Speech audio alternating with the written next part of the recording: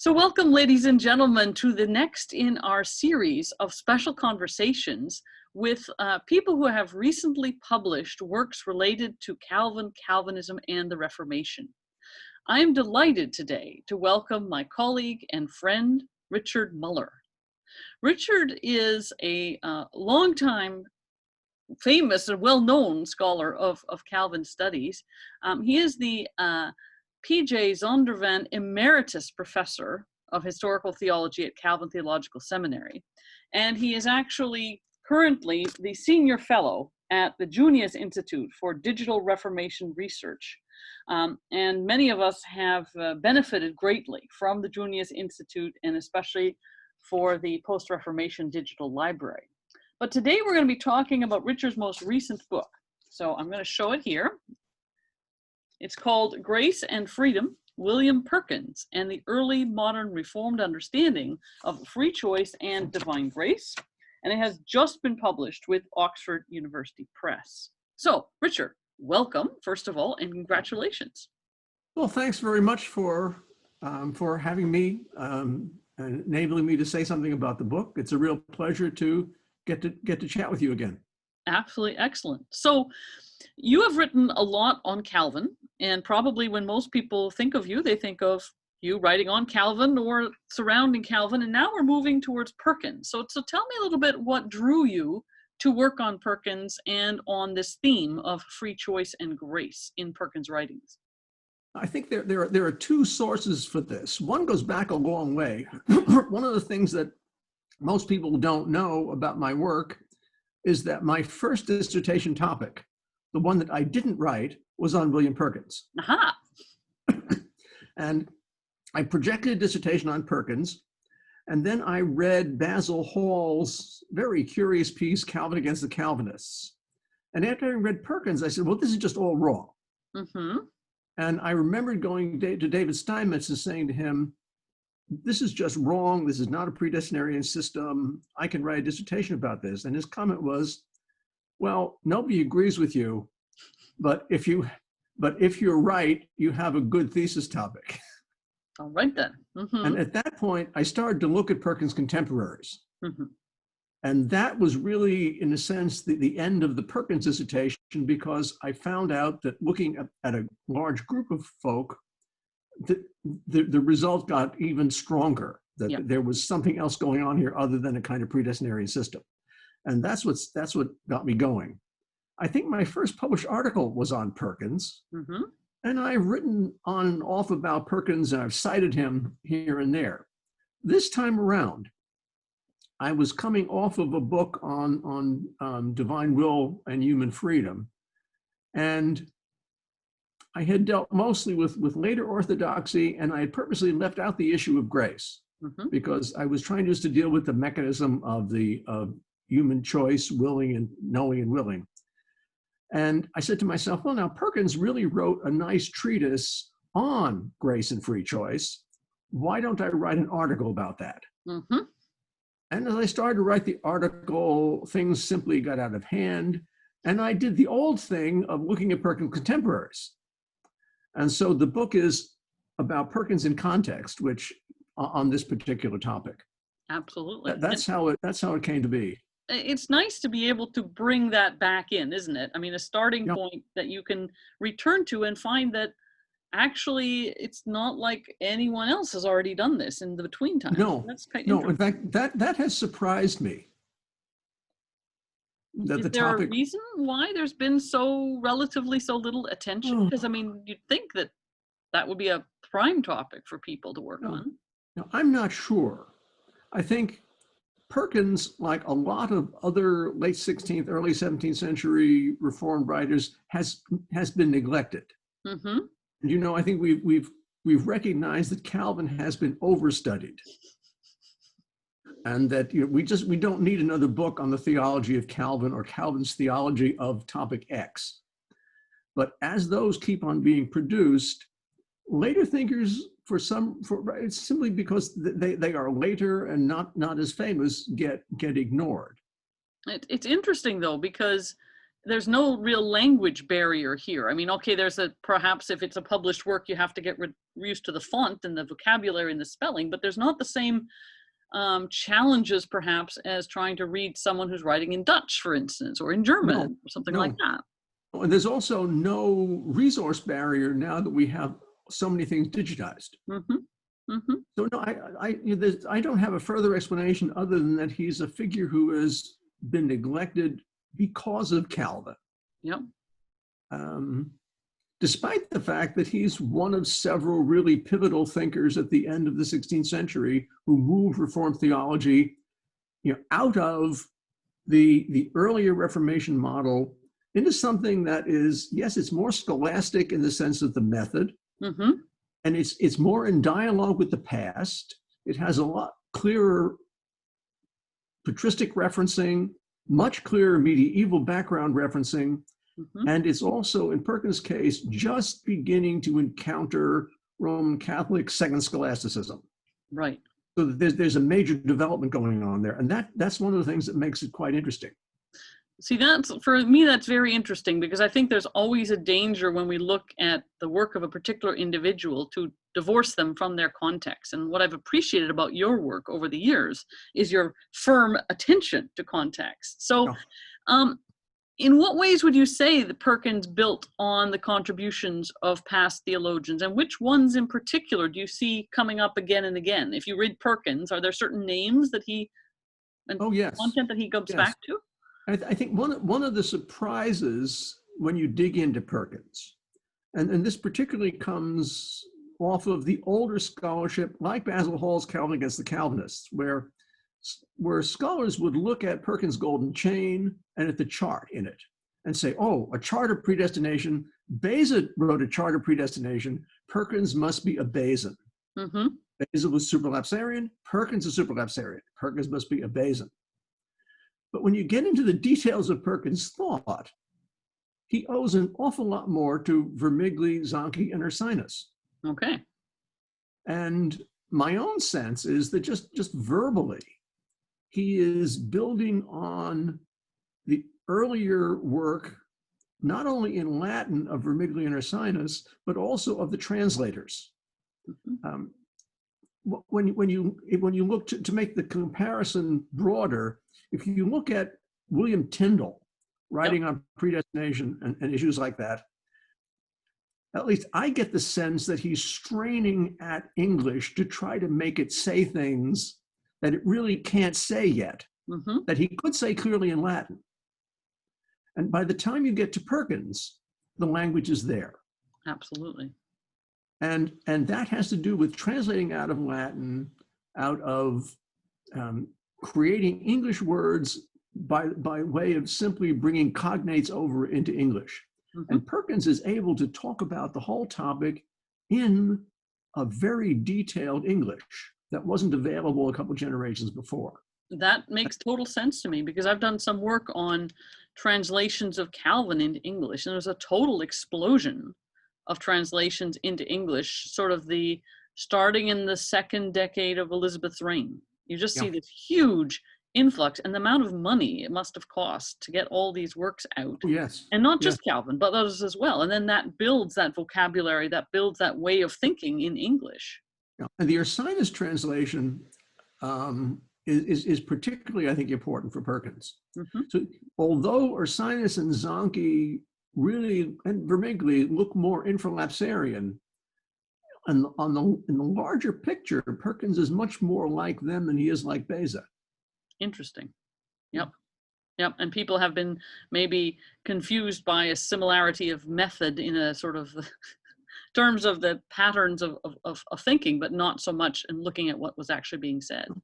And I think there's also been a tendency to play whether they like the predestinarian system theory or the Calvin Against the Calvinists notion or not, there's been an inordinate focus on predestination. Yeah. Yeah. And once you get away from that, then new things come to light. Yeah. Now, when Perkins was writing on free choice and grace, obviously he was building on the thoughts of various theologians with whom he agreed. He could build on them from the Reformed context, or Ursinus, Vermigli, and others. Who was he arguing against? Who was his foil?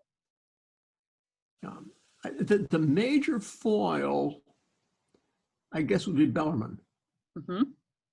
And then a few other Roman Catholic theologians who have argued at the time. Perkins is beginning to get a sense of Louis Molina and middle knowledge, which he doesn't like. He's also, though, interacting with some of the Dominicans. Right. And I've noticed that he mentions Bagnes and he also mentions Zumel, both of whom are strongly Augustinian Dominicans who despise the Jesuits. Mm-hmm. That he picks up on the Dominican side of things and uses what he's learned there to go after Bellarmine or the Jesuits. See, that's interesting, because how accessible would their works, the works of these Catholic scholars, have been to someone in England in Perkins' time?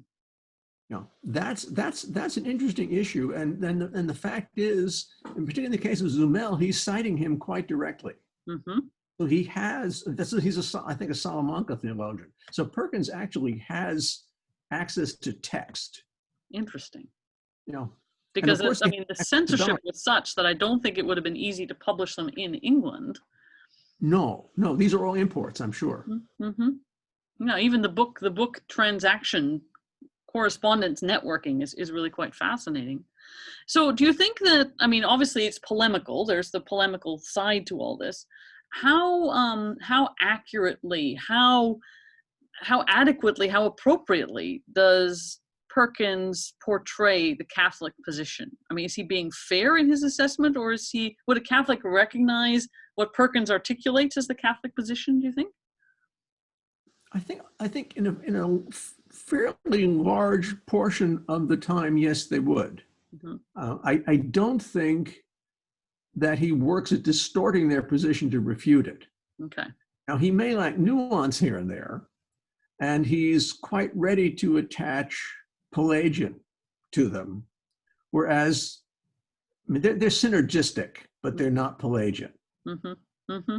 And they do, you know, there's a debate that goes, or at least a scholarly discussion going on now about the origins of the term semi-Pelagian.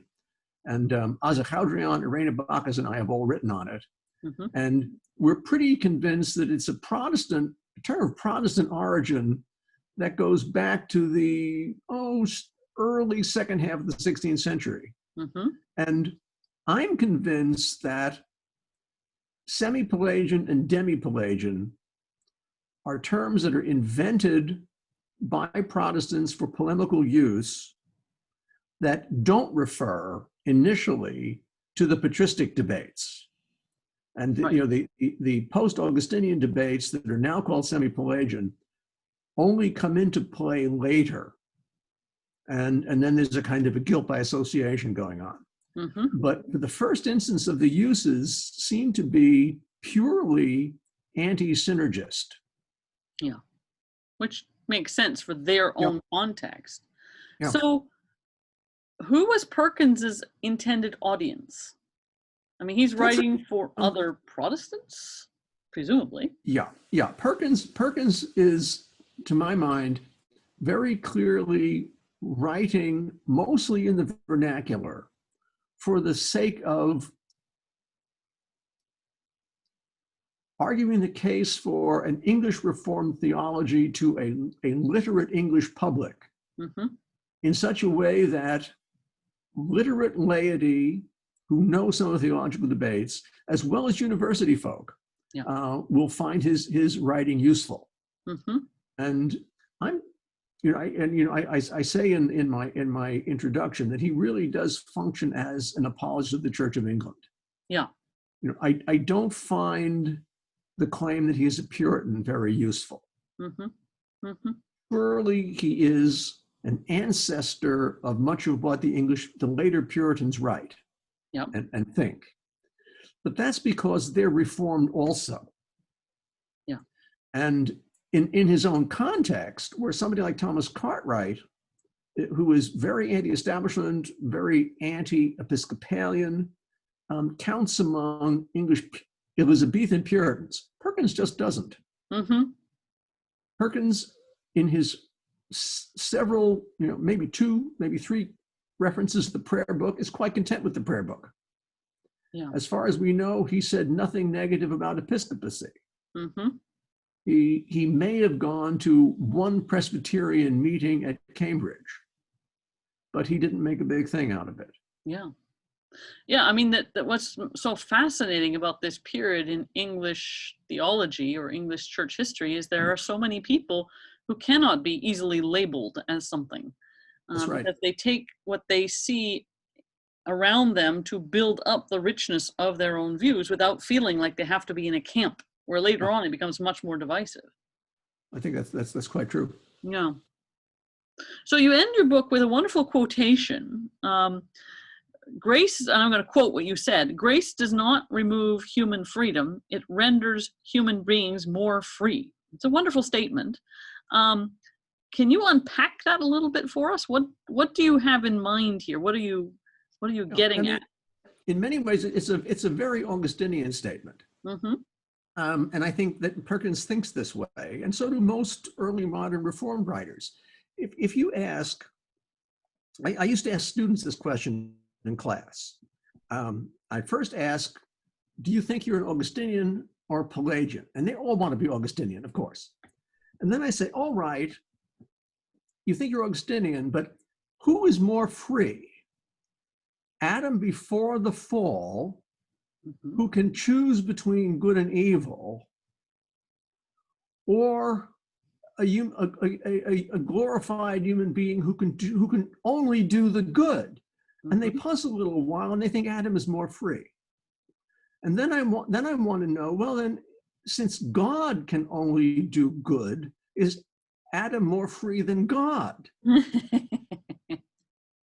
And then when you don't want to say yes to that question, then it turns out that you've been a Pelagian all along. Mm-hmm. And the issue with free choice that Perkins is dealing with is that I think the basic mechanism of human choosing doesn't change particularly. Mm-hmm. If you go before the fall, does Adam have the ability to choose between eating a pear or eating an orange? And forget about the apple for a minute. Sure. You say, of course he can. After the fall, does a fallen, reprobate, unregenerate person have the ability to choose between an apple and an orange? Of course, or orange, of course he can. Mm-hmm. So that their mechanism doesn't change. Mm-hmm.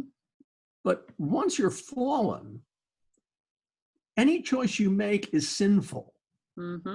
You can't choose to do anything unsinfully. Mm-hmm.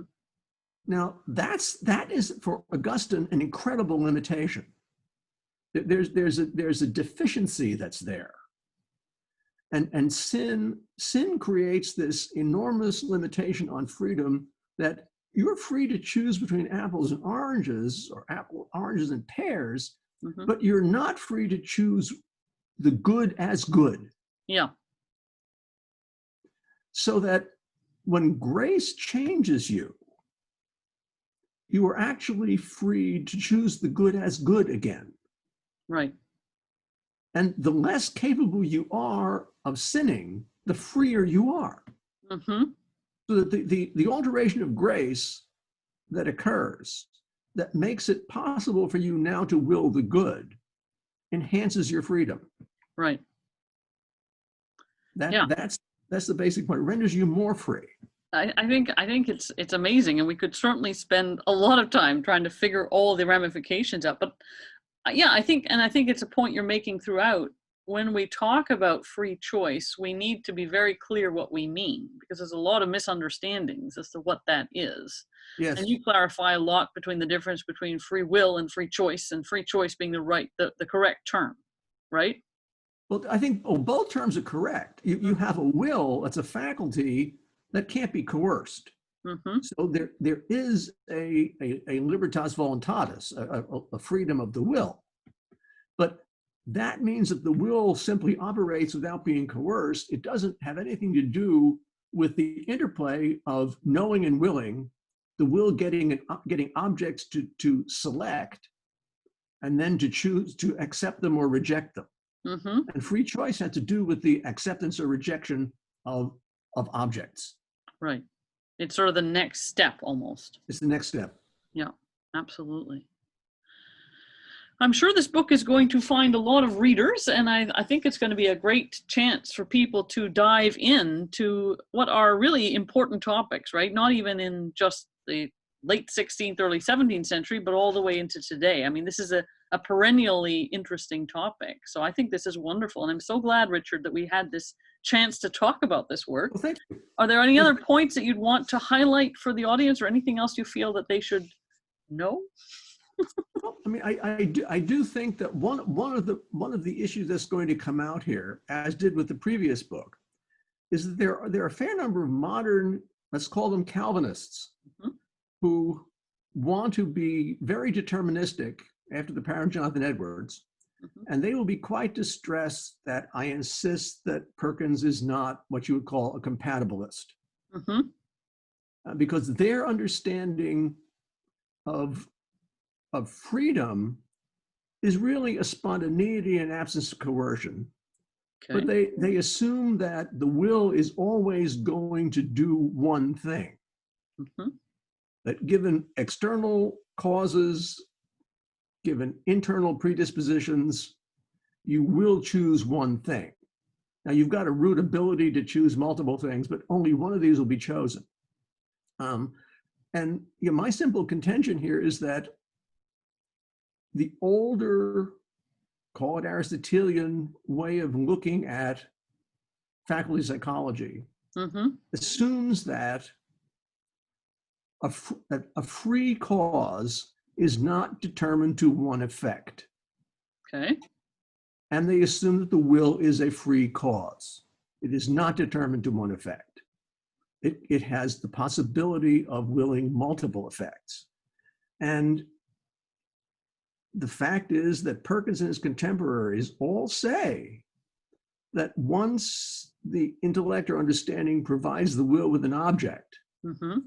the will can choose it, refuse it, or suspend its willing. Right. So there's more of a choice. There's more. Yeah. There are more options. Mm-hmm. And that in no way implies that these people are so-called modern libertarians, mm-hmm. because they also assume that the whole structure of causality is being run by God. Mm-hmm. Mm-hmm. And there are two distinct levels of causation going on. God is willing all things to occur the way they occur, but he is specifically willing finite things to operate according to their natures. Right. And he is willing that we operate freely. Mm-hmm. And the end result is a free choice that we make that is contingent on our part, but in a sense is absolutely necessary or by way of divine certainty because God has willed the world to be the way it is. And right. You view that as paradoxical, but that's yep. the way they think. Yep. Both simultaneously contingent and necessary when viewed on different planes almost. Yeah, and it's the divine necessity is, they will say it's a necessity of certainty mm-hmm. because God knows what is going to occur in the world that he has willed. Mm-hmm. And of course, there's also, in Perkins' case, a kind of Dominican notion of what you would call physical pre-motion, that I can't do anything on God unless God is willing that I do it. Right. So you have to have that motivator before anything can happen at all. Yeah. Which Calvin would talk about in terms of willing permission. God permits us, but he's not unwilling that we do it. He's actually willing us to do it in a permissive way. Yeah, yeah. So based on having completed this project, do you have other projects that you're wanting to look at next, or where do you see yourself going from here? Yeah, well, both this book and the previous one were side trips away from a project on natural theology. Yes. Which keeps on getting bigger, and I have to find a way to cut it down in order to finish it. Mm-hmm. Yes, yes. And these are one of these things that just keeps on growing no matter which way you go at it, right? Yes, yes. Well, it's nice to know you're not going to be, finding nothing that you can do anymore. You still have lots you want to talk about. Oh, yeah. I think that's great. I think between my downloaded reading list, from various different digital databases and all the notes and projects, I have probably about 300 years worth of work left to do. Well, Richard, what can I say except we'll be thrilled to see these things come out as they go. This is wonderful. Thank you so much. I've really enjoyed this conversation. Well, thank you. I appreciate it.